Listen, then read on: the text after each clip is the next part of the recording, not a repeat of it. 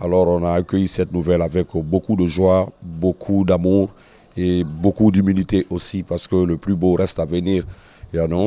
Voilà, on essaye toujours de se remettre en question et pour être meilleur, et pour donner la meilleure version de Takana, on essaye de se surpasser.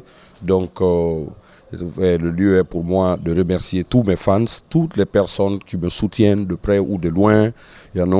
Et j'ai aussi un grand merci et je remercie infiniment M. Antonio Soare qui m'a toujours soutenu inconditionnellement et dans ma carrière artistique.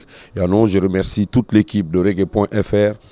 Ainsi que tous les journalistes de Guinée qui m'ont beaucoup soutenu aussi et pendant et avant la sortie, pendant et la sortie, comme on appelle, de Human Supremacy. Et aussi, je tiens à remercier, n'est-ce pas, le label avec lequel je travaille, Soulbeat Record, et toute leur équipe, ainsi que Musique Action, ainsi que tout le public conscient reggae en France et à travers le monde entier. Bien, on sait que c'est Human Supremacy justement qui a été primé. Selon vous, qu'est-ce qui a prévalu? Quelle est la particularité de l'album? On sait que vos textes, notamment dans Human Supremacy, dépassent, questionnent même l'existence de l'homme en jetant une certaine anatomie que l'homme n'a pas honte de. Voilà, les agissements actuels de l'homme sont honteux, sont gênants. Est-ce que, quelque part, c'est le texte qui a prévalu sur tous les autres albums? Je pense que c'est un tout, c'est un tout. Il y a la musique, c'est les lyrics, c'est le texte, comme vous dites, mais c'est aussi la musique qui est jouée derrière. Il ne faut pas oublier que cet album a été réalisé en Jamaïque, voilà, dans le studio Mixing Lab, avec de très grands musiciens, et avec comme arrangeur Samuel Clayton, feu Samuel Clayton, et voilà. Donc vraiment, on a mis beaucoup de paquets dans cet album, on a investi plus de $100,000 dedans.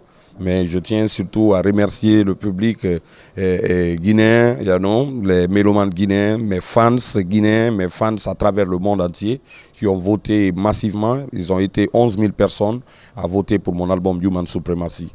Et voilà. Bien, voilà. Les critiques aussi, la critique a beaucoup joué parce que j'ai lu beaucoup de critiques. Reggae.fr, RFI Musique, on disait entre guillemets que le Guinéen est venu avec une vibes jamais vue dans le reggae africain de ces derniers temps-là. Est-ce que selon vous, les critiques musicales africaines et européennes aussi ont pesé dans la balance?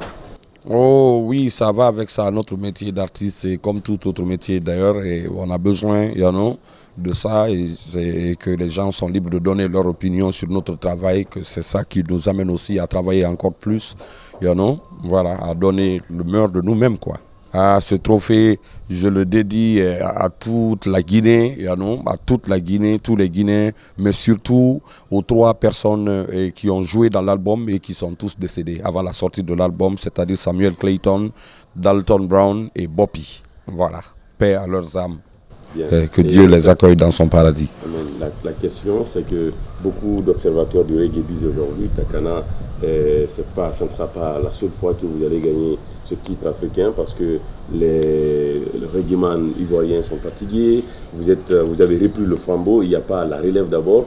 Est-ce que vous présagez un règne aussi longtemps sur le continent africain?